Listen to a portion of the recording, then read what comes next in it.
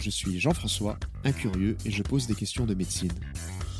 Bonjour, je suis Diane de la Clergerie, je suis médecin et le plus important pour moi, c'est de pouvoir aborder ici tous les sujets de santé sans aucun jugement. Faites attention à votre taux de cholestérol. Ce message, vous l'avez peut-être déjà entendu dans une publicité ou de la part de votre médecin généraliste. Pourquoi, en effet, est-ce important de réduire sa consommation de cholestérol? Comment d'ailleurs interpréter ces taux de cholestérol sur une prise de sang et comment faire la différence entre le bon et le mauvais gras? Nous sommes aujourd'hui en compagnie du docteur Diane de la Clergerie pour répondre à toutes ces questions. Bonjour Diane. Bonjour Jean-François. Diane, pour démarrer, est-ce que tu peux nous expliquer ce qu'est le cholestérol? Alors le cholestérol, il fait partie de la famille des lipides, ce sont donc des matières grasses dont notre organisme a besoin, au même titre par exemple que les glucides ou les protéines. Et il faut savoir que la majorité du cholestérol dont notre organisme a besoin vient du foie et que seulement une petite partie provient de notre alimentation.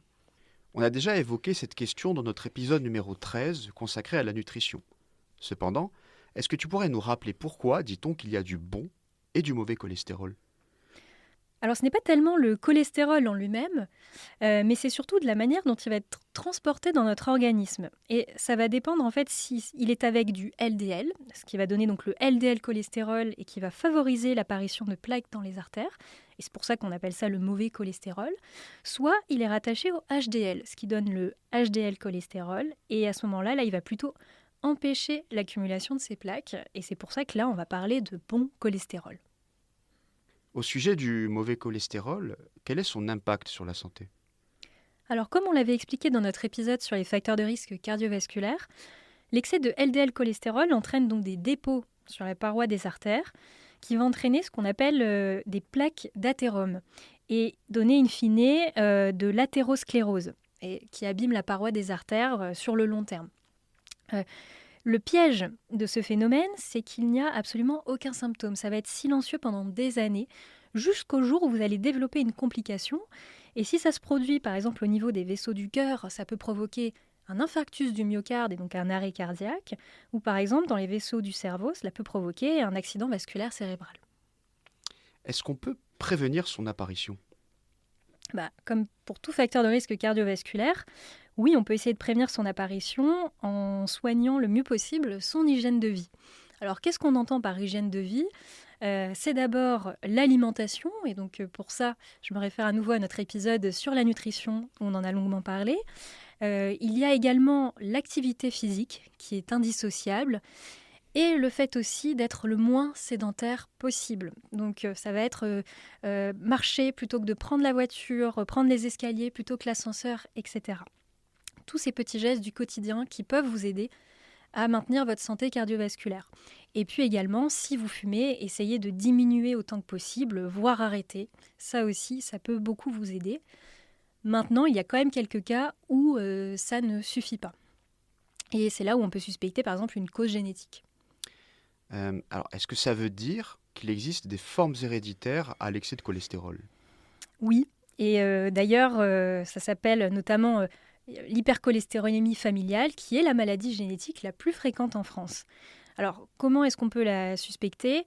En fait, si vous avez dans votre entourage, notamment chez les parents du premier degré, des personnes qui ont fait une maladie cardiovasculaire, notamment un infarctus, un AVC plutôt jeune, avant 60-65 ans, ou alors si vous-même vous avez un taux de LDL cholestérol élevé malgré vos efforts sur votre hygiène de vie, là effectivement il faudra aller consulter et s'assurer qu'il n'y ait pas de maladie génétique. Alors, je voudrais revenir sur la prise de sang, sur le bilan sanguin. Comment est-ce qu'on en interprète les résultats et surtout, comment est-ce qu'on peut savoir si les résultats sont bons? Alors ce qu'il faut regarder du coup sur votre prise de sang, c'est le fameux bilan lipidique qui va être composé de plusieurs taux. Alors vous avez donc le LDL cholestérol, dont le seuil va surtout dépendre en fait de vos facteurs de risque cardiovasculaire, et ça c'est vraiment votre médecin qui vous le fixera. Il peut être plus ou moins bas pour atteindre un seuil assez strict, inférieur à 0,55 g par litre par exemple. Vous avez d'autre part donc le HDL cholestérol. Et si du coup vous avez bien suivi, vous savez que plus il est élevé, mieux c'est pour votre santé. Et l'idéal, c'est de l'avoir à un taux supérieur à 0,60 g par litre. Enfin, vous avez aussi le cholestérol total, qui lui est composé à la fois du HDL, à la fois du LDL, mais aussi d'une petite partie des triglycérides, dont on n'a pas encore parlé pour le moment, et ce total doit être grosso modo inférieur à 2 grammes par litre.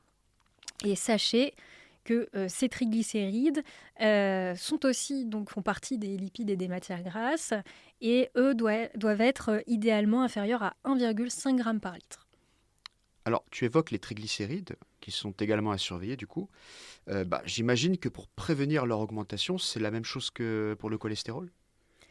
Alors globalement, oui, il faut faire encore une fois attention à son hygiène de vie autant que possible et aussi limiter sa consommation d'alcool pour limiter les triglycérides. Et si vous êtes suivi pour un diabète, c'est important de bien s'assurer qu'il soit contrôlé parce que là aussi, ça peut augmenter les triglycérides.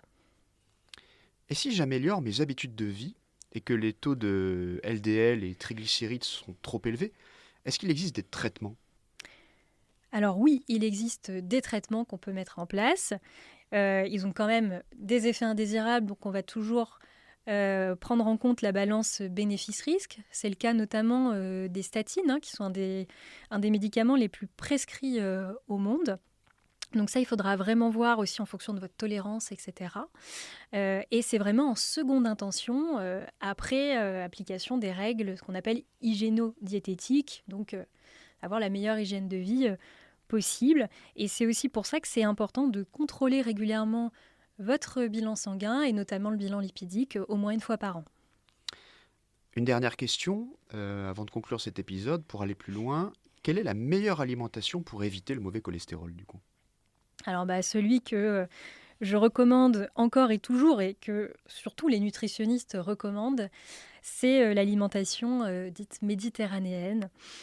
Pourquoi? Parce qu'en fait, elle est faible en acides gras saturés. Donc là, je refais référence aussi à notre épisode sur la nutrition.